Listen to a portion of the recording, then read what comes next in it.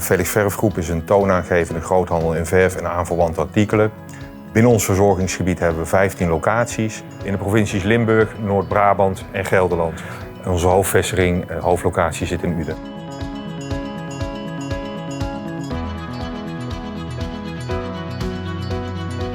Dus we hebben een vacature uitgezet voor logistiek medewerker. En Maurits had daarop gesolliciteerd. Ik heb Maurits uitgenodigd voor een kennismakingsgesprek. Nou, dat gesprek ging het eerste gesprek ging vrij moeizaam. Ik stelde allerlei vragen, maar kreeg uiteindelijk heel weinig reactie terug. Hij gaf weinig antwoorden. Antwoorden waren kort en bondig. Hij keek me eigenlijk niet aan, dus het contact was moeizaam. Ik vond dat een beetje raar op dat moment. Uiteindelijk ben ik gebeld door de jobcoach en die vroeg om een tweede gesprek, zodat hij ook de situatie kon uitleggen. Toen gingen mijn ogen open. Uiteindelijk kwam er toen ook veel meer uit Maurits, omdat hij zich klaarblijkelijk op zijn gemak voelde. En hij gaf aan dat hij heel gedisciplineerd kan, maar ook wil werken. Als ik op dit moment kijk, is Maurits een van de betere collega's in het magazijn. Geweldige vent. Uiteindelijk hebben we hem aangenomen. Is hij gestart, heeft hij een gedegen inwerkperiode gehad, waarbij we wel de zaken hebben opgeknipt. Dus niet te veel informatie gelijktijdig. We hebben dat heel gedoseerd aangeleerd. Hij gaat heel gedisciplineerd te werk. Maurits is allround medewerker logistiek. Dat houdt in dat hij met name bezig is met het verzamelen van orders, dus het orderpikken. Dus hij loopt met een handscanner door het magazijn. Hij krijgt orders ingeschoten en die orders verzamelt hij, verpakt hij, maakt hij verzend klaar en gaan uiteindelijk de volgende ochtend naar onze klanten.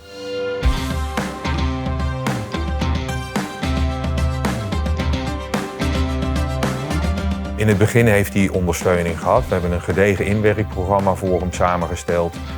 Normaliter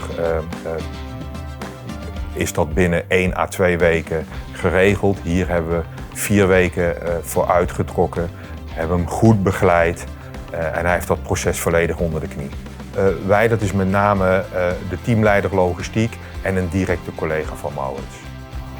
In het begin heb ik iets meer aandacht gegeven aan Maurits dan ik een gemiddelde werknemer zou geven. Om te zorgen dat hij goed snapt wat we hier doen en ook duidelijk uitleggen waarom we iets doen.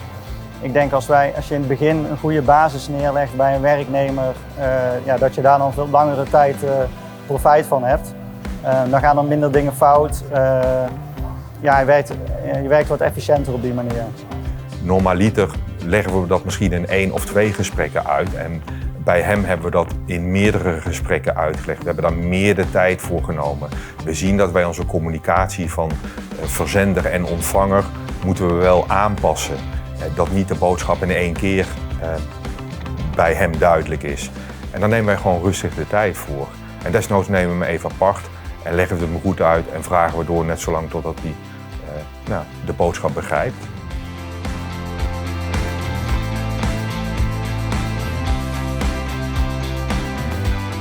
Ik vind het werken hier goed en het bevalt nog steeds goed.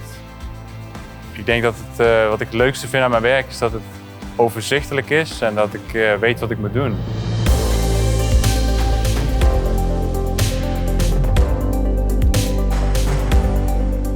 Er zijn zeker dingen aangepast. In eerste instantie wilde Maurits maar een bepaald aantal dagen werken. En we hadden een vacature gewoon voor een fulltime dienstverband. Ik heb aangegeven dat ik daar niet van wil afwijken. Dat hebben we uiteindelijk ook niet gedaan. Maar aanvankelijk wilde hij vrijdags vrij zijn, dus hij wilde 4 dagen in de week werken. We hebben een vacature voor 5 dagen. Op het moment dat we daar onderscheid in maken, komen andere werknemers ook naar je toe, die ook 4 dagen willen werken. Dat hebben we bewust niet gedaan. Als reden gaf hij aan van ik wil graag gamen. Ja, dat is dan misschien de jeugd. Uiteindelijk hebben we kunnen overtuigen om gewoon lekker 5 dagen mee te draaien in het ritme bij ons. En dat gaat naar volle tevredenheid.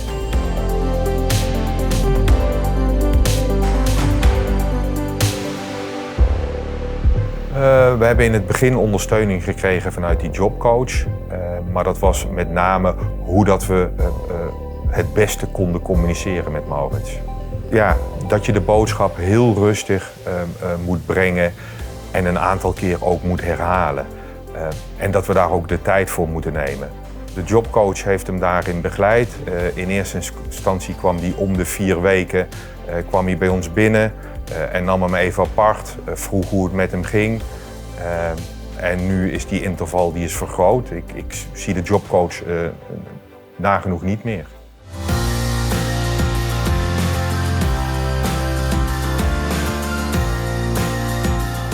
Wij zijn heel blij om Maurits erbij te hebben.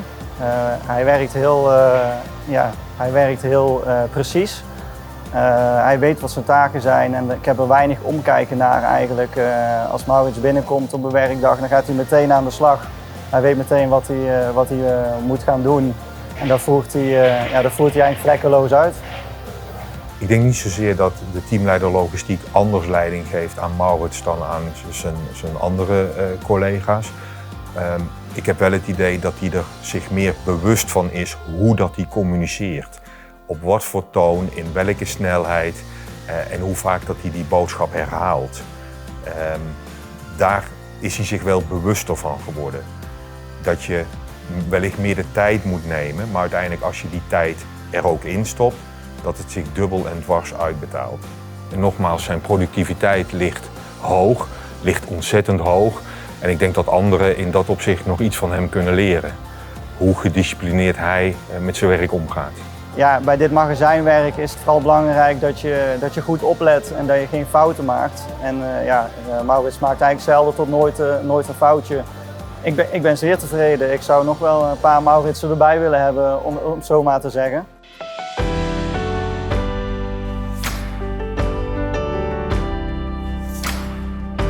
Als ik kijk hoe dat Maurits in de groep ligt, hebben we dat richting zijn collega's op de werkvloer aangegeven. Dat wil zeggen dat we met die jongens in gesprek zijn gegaan en hebben verteld dat we iemand hebben aangenomen. Maar dat hij wellicht anders zou kunnen reageren dan wat we gewend of gewoon zijn. Nogmaals, zonder die oogkleppen op te doen. Uiteindelijk is dat gewoon prima gegaan en Maurits past gewoon prima in de groep.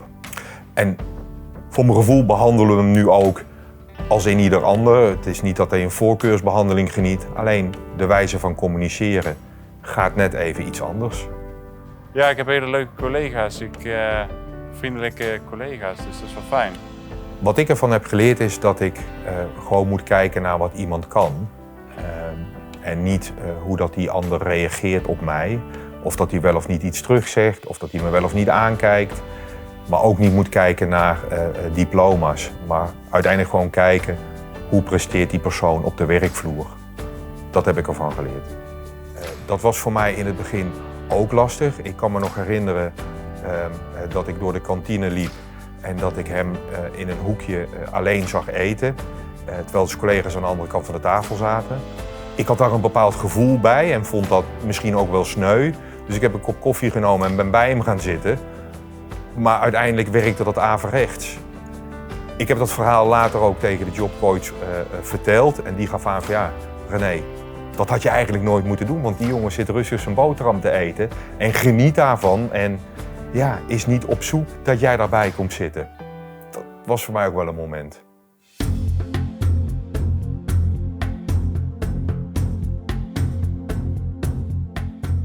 We hebben onze vacature vervuld. Dat is natuurlijk prachtig.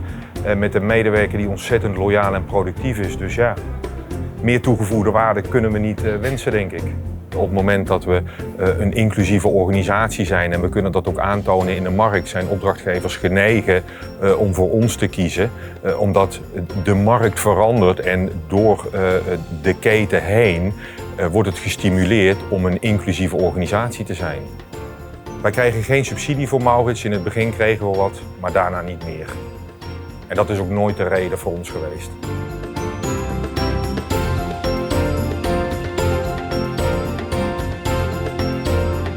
Ik zou het meteen doen. Als ik wist dat ik een tweede kerel zoals hij hieronder zou kunnen brengen, zou ik het alle minuut weer doen.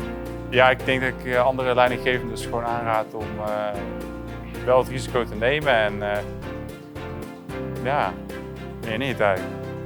Ja, collega-ondernemers, ook jullie kunnen een inclusieve organisatie worden.